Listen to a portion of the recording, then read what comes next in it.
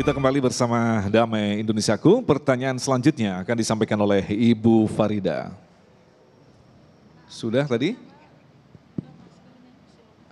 Ya, dibuka maskernya biar jelas, Bunda. Assalamualaikum warahmatullahi wabarakatuh. Bismillahirrahmanirrahim. Kita sebagai ibu-ibu pengajian pada hari-hari biasa, bulan-bulan sebelum bukan Ramadan, kita mengadakan tadarus rutin. Itu hanya seminggu sekali, Ustadz. Tadarus. Kadang-kadang kita males. Kenapa kok males? Ada yang datang, ada yang enggak ya. Libur dan lain-lain. Pada waktu kita masuk bulan Ramadan, bergegas-gegas dan berbondong-bondong kita untuk beramai-ramai ke masjid untuk tadarus. Dan insya Allah dalam 1 minggu kita bisa khatam. Itu Ustadznya, satu. Yang kedua, kita insya Allah juga telah menjaga lisan dan kehormatan kami. Untuk mengatasi semua itu kami mohon tanya bagaimana Ustadz untuk mengatasi masa males yang pada hari-hari biasa bukan bulan Ramadan. Baik, sekian. Bunda. Assalamualaikum warahmatullahi wabarakatuh. Assalamualaikum warahmatullahi wabarakatuh. Silakan Babe. Ini masalah lagi fluktuasi istiqomah ini Babe. Bismillahirrahmanirrahim. Ibu, suaranya sangat lembut. Sampai saya mesti bilang apa gitu. Bu, banyak tips ya. Cuman karena waktunya yang sangat sempit, saya cuma mau sampaikan satu aja. Nabi kita Muhammad sallallahu alaihi wasallam bilang begini, "Ukhzun lisanak illa min khairin fa innaka taglibu syaitan." Simpan lidahmu kecuali yang baik, maka kau akan mengalahkan setan. Nah, setan bisa kita kalahkan mungkin berapa persen ya, itu gara-gara kita menahan lisan kecuali yang baik-baik aja. Mungkin zaman sekarang bisa kita perluas, tahan jempolmu juga. Kita share. Kalau kita nggak tahu yakin benar apa enggak, kita share, kita forward, kita retweet, kita apa. Itu juga termasuk itu pintu setan. Setan paling demen tuh yang begitu-begitu Bu. Karena itu ukhzun lisanak illa min khairin. Simpen lidahmu kecuali buat kebaikan. Simpen jempolmu kecuali untuk kebaikan. Simpen forwardmu kecuali untuk kebaikan. Simpen retweetmu kecuali untuk kebaikan. Simpen komenmu untuk kebaikan. Simpen subscribe-mu kecuali untuk kebaikan. Fa innaka taglibu syaitan. Kau akan mampu mengalahkan setan. Siapa salah satu sahabat Nabi yang paling top urusan seperti ini? Sampai setan lari takut. Sayyidina Umar bin Khattab. Umar yang keluar dari mulutnya itu kebenaran. Bahkan kadang-kadang mendahului ayat. Apa kata Nabi soal Umar? Inna syaitanu la yafirru min dhili Umar. Wa masalaka Umaru fajjan illa wasalaka syaitanu fajjan akhar. Sesungguhnya setan lari ngibrit daripada Umar. Dan tidaklah Umar berjalan di satu gang. Melainkan setan akan memilih gang yang lain. Saking gak beraninya berpas-pasan sama Umar bin Khattab. Dalam sebuah hadis Nabi Muhammad pernah mau ke masjid, ada setan di luar dan cuma Nabi yang bisa lihat.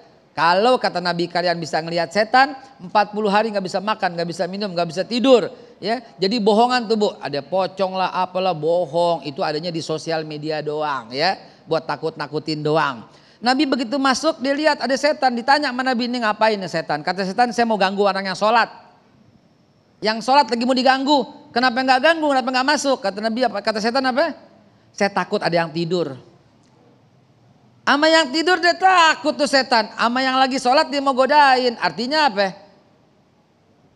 Yang tidur itu orang berilmu yang selalu menjaga mulutnya. Sampai-sampai salamatul insan fi hifzil lisan.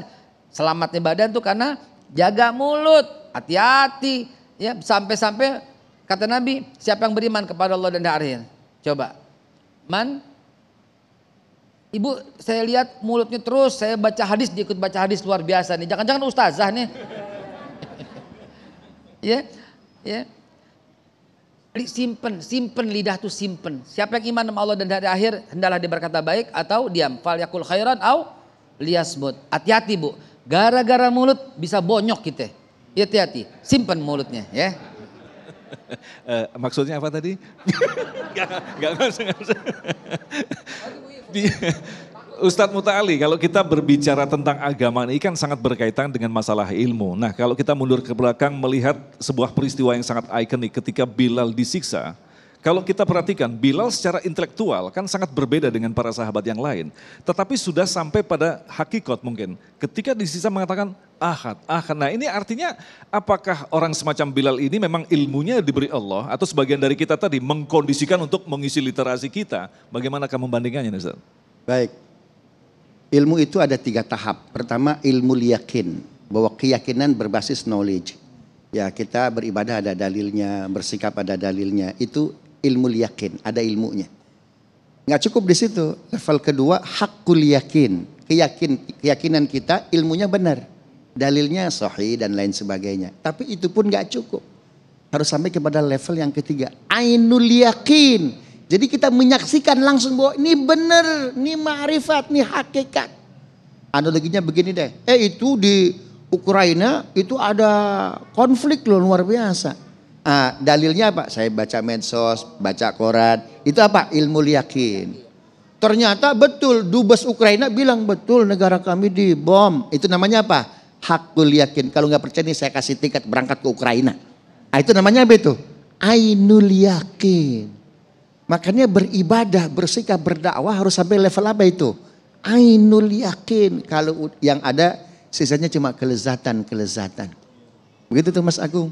Inilah yang membuat seorang Umar bin Khattab ya, itu harusnya yang jadi khalifah pertama beliau. Kenapa? Karena semua lembaga survei menjagokan Umar bin Khattab. Jadi ketika Nabi wafat Senin kan dimakamkan Rebo. Kenapa? Karena Nabi nggak berwasiat siapa pengganti beliau sebagai kepala negara. Kan begitu tuh kan? Subhanallah. Itu semua orang udah yakin. Kenapa? Umar itu dijagokan semua lembaga survei. Kenapa? Ada hadis Nabi. Kalau ada Nabi setelah aku pilih siapa? Umar. Itu kan berapa tuh? Dia pegang 60%. Presiden threshold itu. Luar biasa. 60%. Luar biasa. Tapi siapa yang yang fakta dalam sejarah yang menjadi khalifah itu? Abu Bakar Siddiq. Siapa yang lebih berhak dari Abu Bakar? Siapa yang mendampingi hijrah Nabi? Siapa yang mewakafkan seluruh hartanya? Siapa yang dipilih oleh Nabi jadi imam sholat? Siapa itu? Abu Bakar Siddiq. Akhirnya terpilihlah Abu Bakar. 2 tahun kemudian setelah wafatnya siapa nih? Setelah wafatnya Abu Bakar Siddiq, naiklah Umar bin Khattab. Ditunjuk oleh siapa? Abu Bakar Siddiq. Kata Abdurrahman bin Auf, Khalifah, harusnya Khalifah Umar kemarin jadi kepala negaranya. Enggak sekarang. Kenapa sih jagoin Abu Bakar? Apa jawabannya hebat.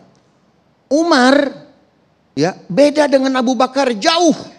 Abu Bakar pernah hidup pada masa jahiliyah. Tapi mulutnya suci bersih. Tidak pernah ada miras. Tidak pernah ada alkohol. Tidak pernah ada wine.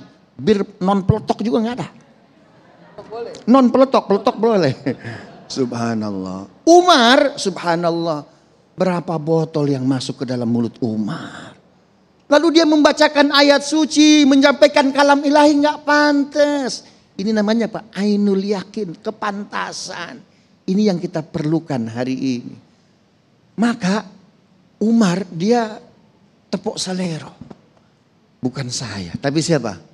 Abu Bakar Siddiq, subhanallah. Ini pelajaran yang luar biasa. Luar biasa. Terima kasih guru-guru yang kita cintai yang telah memberikan pencerahan yang sangat luar biasa sekali bagi kita. Dan insya Allah ini akan menjadi bahan bagi kita untuk semakin menyempurnakan kualitas keimanan kita. Tetaplah bersama kami, Damai Indonesiaku.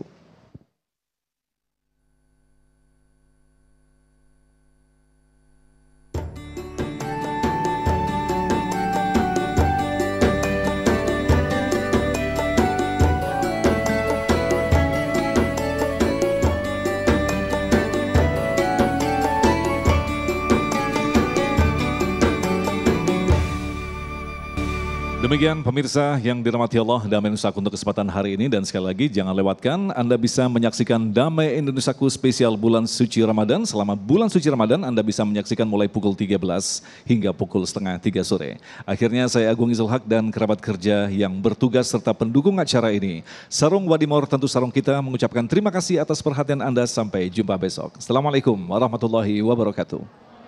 Allahumma salli ala Sayyidina Muhammad wa ala ali Sayyidina Muhammad. Alhamdulillahi Rabbil Alamin. Allahumma a'inna ala siyami wal qiyam wa tilawatil Quran wa hifdzil lisan wa ghaddil basar wa la tajal hadzana minhu al-ju'a was sahar. Bismillah, Rabbana atina min ladunka rahmatan wa hayyi lana min amrina rasyada. Wa sallallahu ala Sayyidina Muhammadin wa ala alihi wa sahbihi wa sallam. Walhamdulillahi Rabbil Alamin.